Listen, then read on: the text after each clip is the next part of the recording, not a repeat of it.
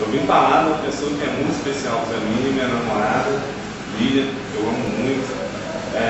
Conheci ela aproximadamente 2 anos, vai terá 2 anos de namoro. Sou muito feliz com ela. Às vezes eu sou um cara que...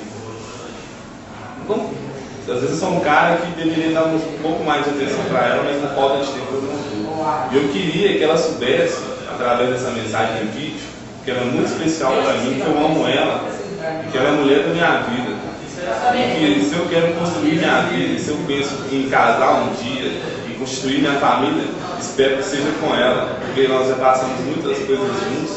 E mesmo assim ela nunca me abandonou, ela sempre esteve do meu lado, ela sempre esteve me dando força nas horas mais difíceis, nas horas alegres, nas horas difíceis, ela sempre esteve comigo. E isso pra mim, sabe, é o melhor presente da minha vida, é poder contar com ela, saber que tem uma pessoa que gosta de mim. Lilian, eu te amo muito, fica comigo pra sempre.